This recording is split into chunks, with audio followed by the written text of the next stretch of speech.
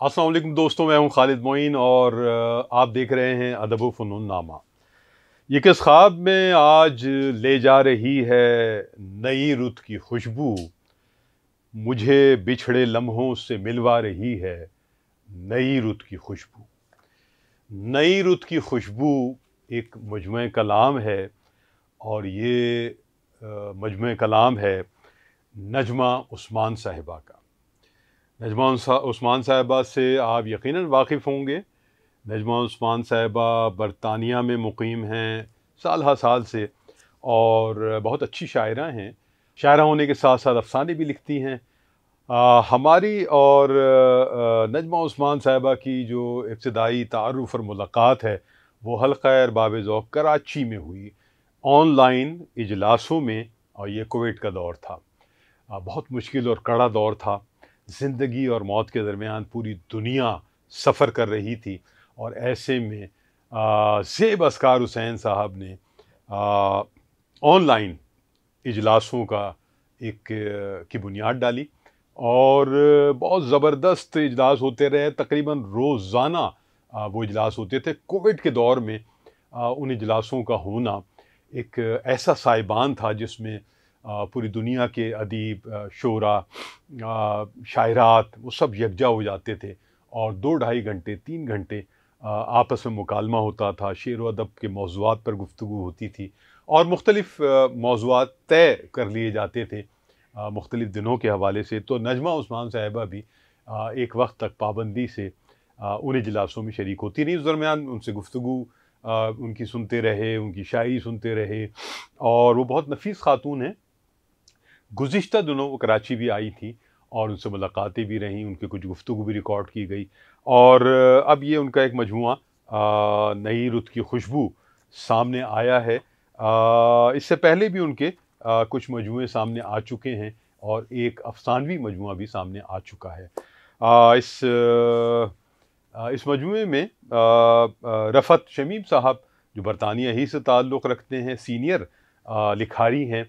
उनका एक इसमें फ्लैप है और एक बैक फ्लैप जो है वो ख्वाजा रज़ी हैदर साहब का है जो मारूफ़ नक्काद हैं, शायर हैं और उन्होंने पूरे क़द पर खड़ी हुई शायरा के उन्वान से, ग़ालिबन ये उन्वान उनका दिया हुआ नहीं होगा क्योंकि पूरे क़द पर खड़ी हुई शायरा से तो ऐसा लगता है कि पूरा क़द एक सांचा है, एक बैसाखी है और उस पर कोई शायरा खड़ी हुई है।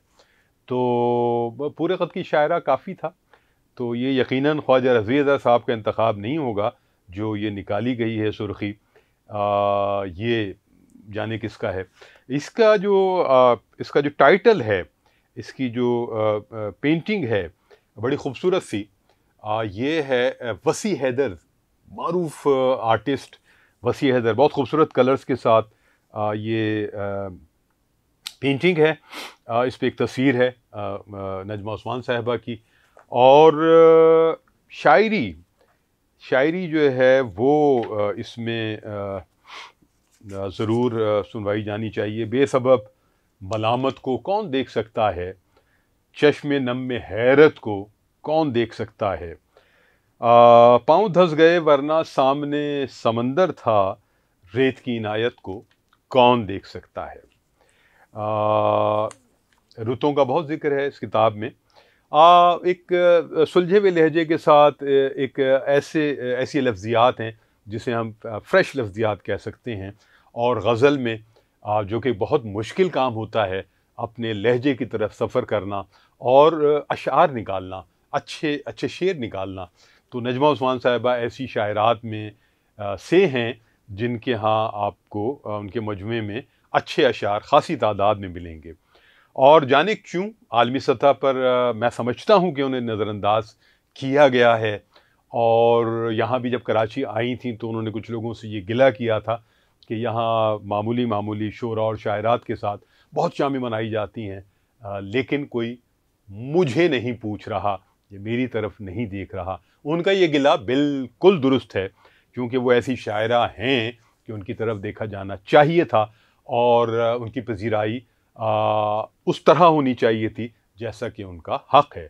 लेकिन हमारे यहाँ जो लॉबी सिस्टम है اور جو چیزیں موجود ہیں سماجیات ادب کی وہ ہمیشہ اہل کی طرف نہیں دیکھتی ہیں پذیرائی کے لیے، بہت سے نااہلوں کی طرف زیادہ دیکھا جاتا ہے جو اس گرم بازاری کو سمجھتے ہیں کیسے شامیں زیادہ منائی جانی چاہیے ان کے ساتھ، اور ایسے ایسے شعراء کے ساتھ شاعرات کے ساتھ شامیں منائی جاتی ہیں یا پروگرام کیے جاتے ہیں، تقاریب کی جاتی ہیں کہ حیرت ہوتی ہے اور دکھ بھی ہوتا ہے۔ سوزے دل ہے نہ تال ہے مجھ میں، سوزے دل ہے نہ تال ہے مجھ میں، پھر یہ کیسا دھمال ہے مجھ میں۔ یہ ہیں نجمہ عثمان۔ ایک سخنور ہے مجھ میں نوحہ کنا، ایک سخنور نہال ہے مجھ میں۔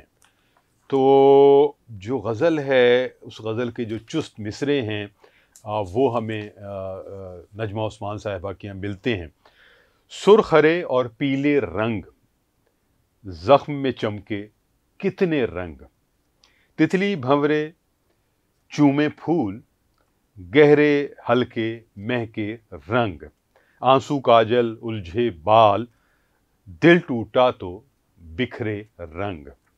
تو یہ غزل کا پورا ان کے ہاں ایک آرائش ہے، اور ردیفیں ان کے ہاں ایک نئی ردیفیں ہیں، اور بڑی بہروں کے ہاں میں بھی ان کے بہت سارے شعر ہیں غزلوں میں۔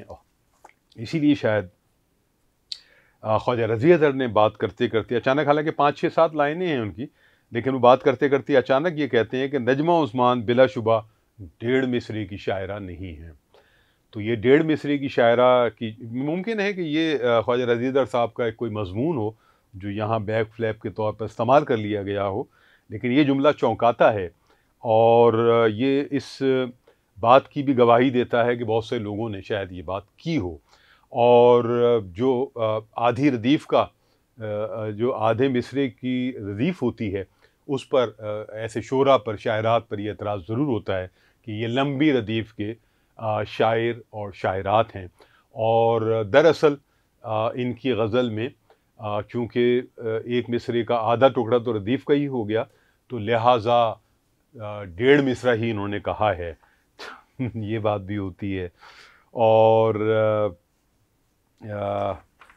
بہت سارے اعتراضات ظاہر ہے کرنے والے کرتے ہیں، اور ان میں یہ بھی ایک بات ہے۔ حالانکہ مجھے بہت زیادہ غزلیں ایسی نہیں ملیں جس میں یہ چیز ہو، لیکن پلک پلک نمی نمی ہے دل بہت اداس ہے، پلک پلک نمی نمی ہے دل بہت اداس ہے، فضاؤں میں غمی رچی ہے دل بہت اداس ہے، یہ نسبتیں محبتیں ہیں سب تمہارے نام سے، تو پھر یہ کون سی کمی ہے دل بہت اداس ہے۔ تو اب یہ دل بہت اداس ہے، اس طرح کی یقیناً بہت سے ٹکڑے ہوں گے جنہیں ردیفوں کے طور پر استعمال کیا گیا، اور اسی لیے خواجہ رضی اظہر صاحب نے یہ کہا کہ اچانک کہ نجمہ عثمان بلا شبہ 1.5 مصرے کی شاعرہ نہیں ہیں، یعنی وہ کہنا یہ چاہتے ہیں کہ نجمہ عثمان ایک ایسی شاعرہ ہیں جن کے سخن میں ایک اضافی بلا وجہ کی ردیفیں نہیں ہیں، جو ردیفیں ہیں بھی اس سے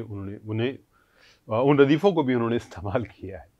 تو نجمہ عثمان صاحبہ بہت اچھے مزاج کی ہیں، خوش مزاج ہیں، تہذیب یافتہ ہیں، اور برطانیہ جیسے ایک مصروف ملک میں، اور لندن جیسے ایک مصروف شہر میں زندگی گزارتی ہیں، گاہے گاہے آتی بھی ہیں یہاں، لیکن یہ سچ ہے کہ انہیں وہ پذیرائی جو ان کا حق ہے وہ نہیں مل رہی، اور وہ انہیں ضرور ملنی چاہیے۔